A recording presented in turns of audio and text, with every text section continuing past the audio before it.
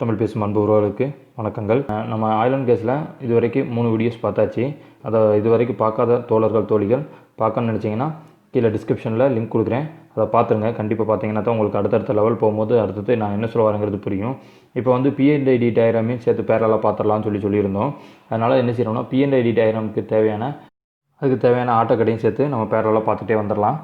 இன்றைக்கி ஆட்டோகேடில் என்ன பார்க்க போகிறோம் பார்த்தீங்கன்னா, அதுக்கு ட்ராயிங் யூட்டிலிட்டிஸ், ட்ராயிங் கமாண்ட்ஸ், என்னென்ன கமாண்ட்ஸ் இருக்குது, அதில் எப்படி நம்ம இன்புட் கொடுக்கணும் அப்படிங்கிறத தெளிவாக தெரிஞ்சுக்கலாம். அது மட்டும் இல்லாமல் பார்த்தீங்கன்னா ஆட்டோகேட் தெரிஞ்சவங்க தெரியாதவங்க எல்லாருமே இந்த இதை பார்த்துக்கோங்க. பிகினர்ஸ்காண்டி தான் போடுறோம் நம்ம. அது மாதிரி பார்த்தீங்கன்னா இதில் உங்களுக்கு எல்லா டீட்டெயில்ஸும் தெளிவாக புரிஞ்சுக்கலாம். அது மட்டும் இல்லாமல் P&ID டயக்ராமு இது வரைக்கும் என்னென்ன தெரியாதவங்க கூட இனிமேல் போடுறதுக்காண்டி தான் நம்ம இந்த சேனலை ஆரம்பிச்சிருக்கோம். அது மட்டும் இல்லாமல் இந்த ப்ளேலிஸ்ட்டோட நோக்கமும் அதுதான். அதனால் நீங்கள் நல்லா தெளிவாக புரிஞ்சுக்கலாம். வாங்க வீடியோக்குள்ளே போகலாம்.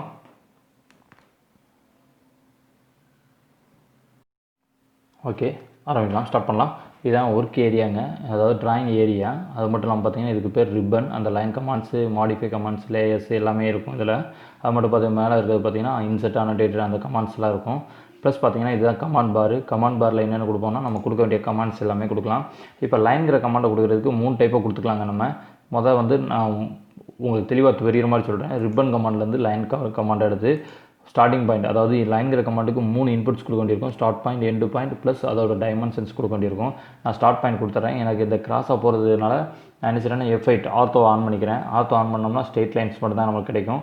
பார்த்தீங்கன்னா தெரியும், ஏன்னா கிராஸாக போட முடியாது. ஒரு 100 mm போட்டுக்கிறேன். 100 mm போட்டாச்சு. 100 mm லைன் போட்டாச்சு. இதே லைனை திரும்ப வேறு ஒரு மெத்தடில் போடலாம்.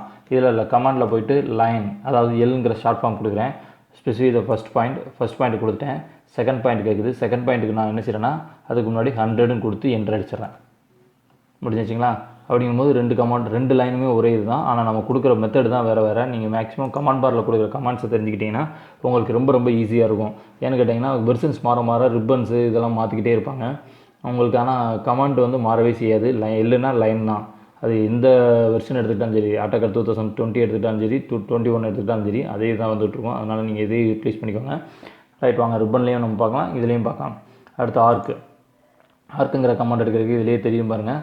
ஆர்க்கு இப்போ பார்த்தீங்கன்னா 3 பாயிண்ட் கான்டாக்ட் 3 பாயிண்டில் கொடுத்துருக்காங்க. 3 பாயிண்டில் கொடுக்குறதுனா ஃபஸ்ட் பாயிண்ட்டு, ஆர்க்கோட ஸ்டார்டிங் பாயிண்ட்டு, எண்டு பாயிண்ட்டு, அடுத்து சென்டர் எவ்வளோ ரேடியஸ் கொடுக்குங்கிறத கேட்கும்.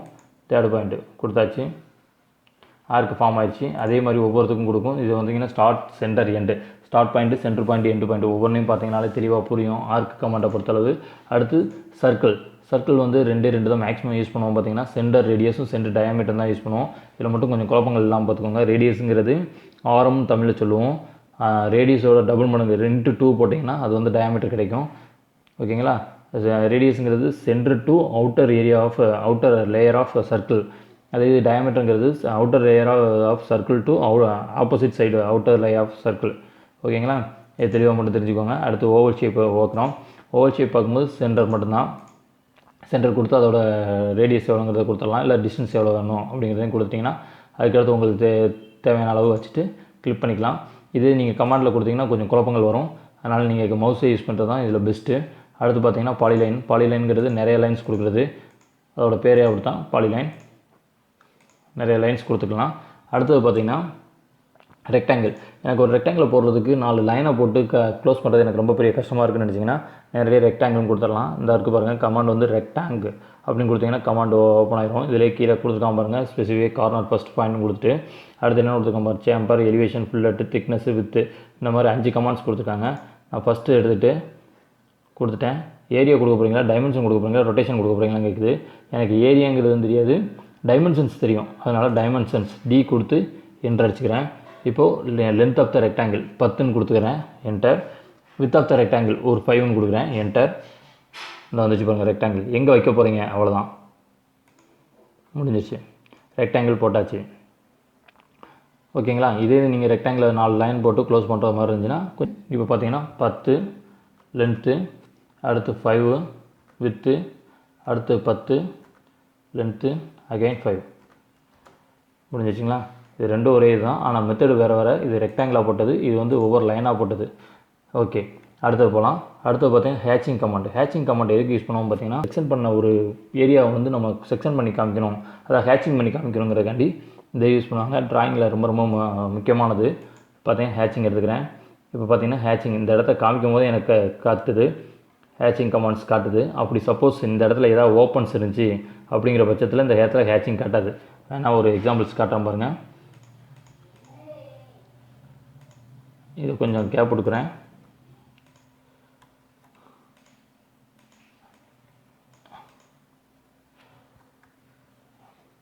லைன் எடுத்துகிட்டு இதில் வந்து ஒரு 4 மட்டும் கொடுத்துக்கிறேன், என்டர். இப்போ பார்த்தீங்கன்னா இது ஹேட்சிங் கொடுக்க முடியாது. என்ன ரீசனுக்கு எடுக்காதுன்னு பார்த்தீங்கன்னா அதுவே சொல்லும் பவுண்ட்ரி வந்து க்ளோஸ் ஆகலை. பவுண்ட்ரி வந்து க்ளோஸ் ஆகாத பட்சத்தில் ஹேட்சிங் கொடுக்க முடியாது. பவுண்ட்ரி க்ளோஸ் ஆகிடுச்சுன்னா ஈஸியாக ஹேட்சிங் கொடுத்துக்கலாம். ஓகேங்களா? அடுத்து பாருங்கள், இதில் ஹேட்சிங் கமாண்ட்ஸ்லேயே ANSI 31ங்கிறது 45 டிகிரி கரெக்டாக ஒரு லைன் இருக்கும். அது இல்லை வேறு ஏதாவது பேட்டர்ன் கொடுக்கணும்னு நினச்சிங்கன்னா இதில் ஏகப்பட்ட பேட்டர்ன்ஸ் இருக்குது, எதை வேணால் யூஸ் பண்ணிக்கலாம் நீங்கள். ஓகேங்களா? இதோட அந்த லைனோட டிஸ்டன்ஸை கூட்டணும்னு நினச்சிங்கன்னா இதுதான் இதில் கூட்டினீங்கன்னா லைனோட டிஸ்டன்ஸ் கூடும். பார்த்தீங்கன்னா 10ன்னு கொடுத்துருக்கேன். எவ்வளோ வந்துருக்கும் பாருங்கள், எவ்வளோ பெருசாக வருதுன்னு பாருங்கள். ஒவ்வொரு லைனுக்கும் அடுத்த லைனுக்கும் கேப் ரொம்ப அதிகமாக இருக்குது. அடுத்து போகலாம். அடுத்து வந்து எஸ்பி லைன். எஸ்பி லைனுங்கிறது எஸ்பி லைன் தான் கமாண்ட் கொடுத்தாகணும். இதில் பார்த்தீங்கன்னா மெத்தடு நாட் செட் ஆப்ஜெக்ட்னு ஒன்று கொடுத்துருக்காங்க. வேறு ஒன்றும் இல்லைங்க, ஒரு ராடு இருக்குன்னா அதோட லென்த்தை நம்ம டிஸ்கிரைப் பண்ணாமல் அதோட எண்டை வந்து டிஸ்கிரைப் பண்ணுறதுக்கு தான் இந்த இது யூஸ் பண்ணுறாங்க. ஒரு ராடோட எண்டை டிஸ்கிரைப் பண்ணுறதுக்கு இந்த இதை யூஸ் பண்ணியிருப்பாங்க. பார்த்தீங்கன்னா தெரியும், நம்ம ட்ராயிங் கமாண்ட்ஸில் வந்து நிறைய யூஸ் பண்ணுவாங்க. இந்த இது ஒரு லென்த்து தெரியாத பட்சத்தில் அந்த ராடோட எண்டை வந்து இந்த மாதிரி போட்டு விட்ருவாங்க. இந்த மாதிரி போட்டு செக்ஷன் பண்ணி விட்ருவாங்க. அப்படிங்கும்போது இதுக்கு அடுத்து ராடு இருக்குது, ஆனால் எவ்வளோ லென்த்துங்கிறது அப்ராக்சிமேட்டாக தான் தெரியும், கரெக்டாக தெரியாது, அக்யூரேட்டாக தெரியாது அப்படிங்கிறது தான் மீனிங்கு. அடுத்து பார்த்திங்கன்னா பாலிகனை பொறுத்தளவு கீழே தெரியுது பாருங்கள். என்டர் நம்பர் ஆஃப் பாலிகன் சைஸ், எத்தனை சைஸ் வேணுமோ கொடுத்துக்கலாம்.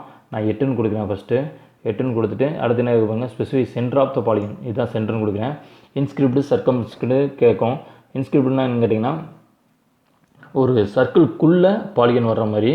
அதே இது சர்க்கம்ஸ்கிரிப்டுனா சர்க்கிளுக்கு வெளியே அவுட்ரு சைடில் வர மாதிரி. ரொம்ப சிம்பிளாக புரியலாம் பாருங்கள். இன்ஸ்கிரிப்ட் கொடுத்துக்கிறேன். பார்த்தீங்கன்னா எந்த இடத்துல இருக்கும் பாருங்கள், கர்சர் எங்கே இந்த சென்ட்ரு டு அதோட அவுட்ரு எட்ஜு, அதாவது 2 இடம் சேர்ற ஒரு கார்னரில் வருது. தெளிவாக பார்த்துக்கோங்க, இருக்கட்டும். அடுத்தது பாருங்கள், திரும்பவும் எடுக்கிறேன் பாலிகன் எடுத்தது அதே 8ன்னு இருக்கட்டும் சைட்ஸு. இப்போ சர்க்கம்ஃபரன்ஸ் கொடுக்குறேன். இந்த சென்டரில் போகுது பாருங்கள், ஒரு சைடோட சென்டரில் போகுது கர்சரு. தெளிவாக வித்தியாசம் தெரியுதுங்க. இந்த இடத்துல சென்டரில் வந்துச்சு, இந்த இடத்துல அவுட்டரில் வந்துச்சு. இது இன்ஸ்கிரிப்டு, இது சர்க்கம்ஃபரன்ஸ்டு. ஓகேங்களா? அடுத்தது போகலாம்.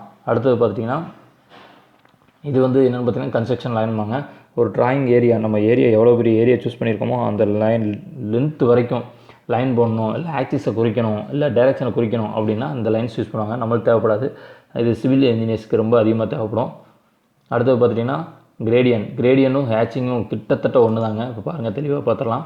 இதில் பார்த்தீங்கன்னா தெரியும், கலர்ஸ்லாம் கொடுத்துக்கலாம். இதில் பேட்டர்ன்ஸ் வேணால் மாற்றிக்கலாம். ஏகப்பட்ட பேட்டர்ன்ஸ் இருக்குது. சேம் அஸ் ஹேட்சிங். ஓகேங்களா? அடுத்தது பாருங்கள், ரீஜியன் ஒன்று கொடுத்துருக்காங்க. இப்போ எனக்கு வந்து இந்த எல்லாமே சேர்ந்து ஒரே இதாக இருக்கணும், இந்த ரெக்டாங்கிள் வந்து ஒரே ரெக்டாங்கிளாக இருக்கணும், கிளிக் பண்ணோம்னா ஒரே ரெக்டாங்கிளாக வரணும், தனித்தனி லைனாக இருக்கக்கூடாது அப்படின்னு நீங்கள் நினச்சிங்கன்னா ரீஜியன் கொடுத்துட்டு இந்த இடத்த எல்லாத்தையும் சூஸ் பண்ணிவிட்டு என்டர் அடிச்சிட்டிங்கன்னா போதும். பார்த்தீங்கன்னா தெரியும். இனிமேல் நீங்கள் இதை மூவ் பண்ண தான் முடியுமே தவிர எடிட் பண்ண முடியாது. ரீஜியன் பண்ணிட்டா கிட்டத்தட்ட நம்ம யூனியன் மாதிரி எல்லாத்தையும் மெர்ஜ் பண்ணுற மாதிரி, ஒரே இதாக கொண்டு வர மாதிரி, ஒரே பேர் கீழே கொண்டு வர மாதிரி.